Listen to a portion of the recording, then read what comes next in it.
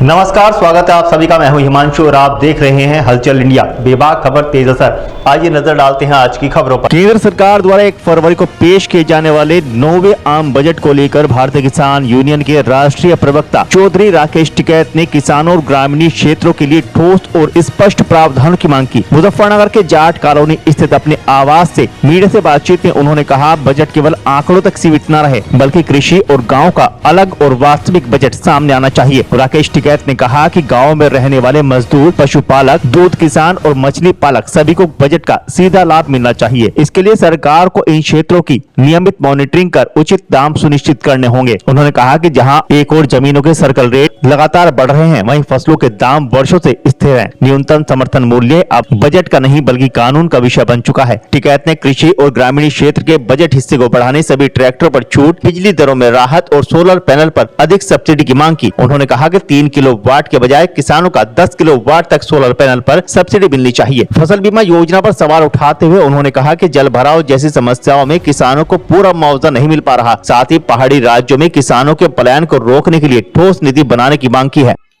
देखो, उम्मीद तो हमें ये है कि कृषि के नाम पे ये गांव का बजट भी दे दे, क्योंकि गांव और कृषि एक ही है। चाहे मजदूर हो, गांव में रहने वाला, या पशु पालने वाला किसान हो, उनको लाभ मिलना चाहिए। उसकी मॉनिटरिंग हो, वो वहां लग भी रहा या नहीं लग रहा।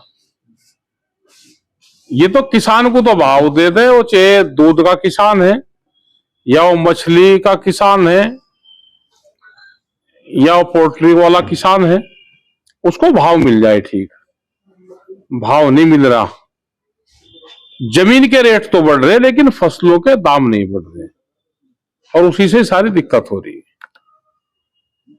एमएसपी गारंटी कानून के लिए हम बार बार बात कर रहे हैं,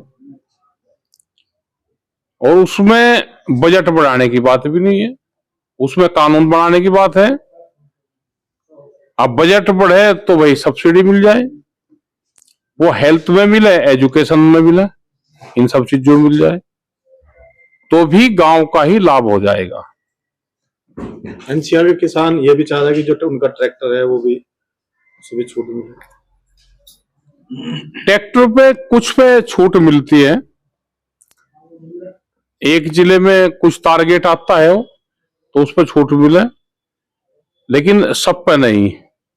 वो सब पे छूट मिले और बिजली पे मिल जाए, सोलर पैनल पे मिले छूट।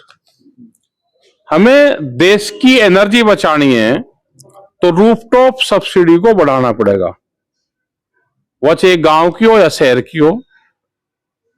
हमने एक चीज और बताई कि बिजली, जो खेत की बिजली है, उस पर बड़ी आफत रहती है।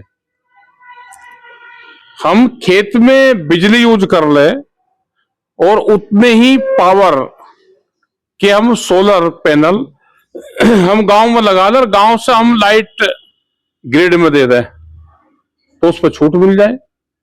ये सुझाव हमने सरकारों को दिया है कि हमारे पास में 10 किलोवाट का खेत में ट्यूबवेल है, 10 किलोवाट के हम अपने घर पे पैनल लगाएं गांव में, और उसकी लाइट हम ग्रिड में दे दें, हमको वहां पे लाइट फ्री मिल जाए। क्योंकि हमारे क्षेत्र में इसमें गन्ने वाली बेल्ट में जहां पे फसल 15-16 फुट 20 फुट होती हो, वहां पे चोरी का डर रहता है। जहां पे 2-2.5 फीट की फसल होती हो, वहां पे दिक्कत नहीं है। हरियाणा, पंजाब में पैनल खेत में लगे हुए हैं तो कोई ज्यादा समस्या नहीं है, वे डेरों पर लोग रहते हैं, कोई समस्या नहीं है। लेकिन हमारे क्षेत्र में गन्ने की बड़ी फसल है, उत्तर प्रदेश, हरियाणा की कुछ जगह में, तो यहाँ पे पैनल चोरी होने का डर रहता है। तो ये पॉलिसी सरकार ले, और ये नहीं कि 3 किलोवाट तक सब्सिडी देंगे हम। अगर 10 किलोवाट का कनेक्शन है तो 10 किलोवाट पर उतनी सब्सिडी मिले, इसको सब्सिडी बढ़ाई जाए तो हमारी देश की जो एनर्जी है वो बचेगी, हमारा कोल के भंडार वे बचेंगे, और जो नेचुरल एनर्जी है हम उसका इस्तेमाल कर सकते हैं। हमको एनर्जी पे जाना चाहिए, नेचुरल एनर्जी पे। फसल बीमा योजना पर फसल बीमा योजना का लाभ कम मिल रहा। अभी हम हरियाणा में सिरसा, हिसार, फतेहाबाद, इन जिलों में गए थे, वहां पे बड़ी समस्या है, लोलैंड वहां पे जमीन है, बहुत नुकसान उन किसानों का होता है वहां पे हरियाणा में, रोहतक और ये लगा के जो जल भराव की समस्या है, और हमारे यहाँ पे भी है, ये देश भर में है। तो फसल का लाभ उस तरह से नहीं मिल पाता, जो फसल बीमा योजना है उसका लाभ नहीं मिल पा रहा।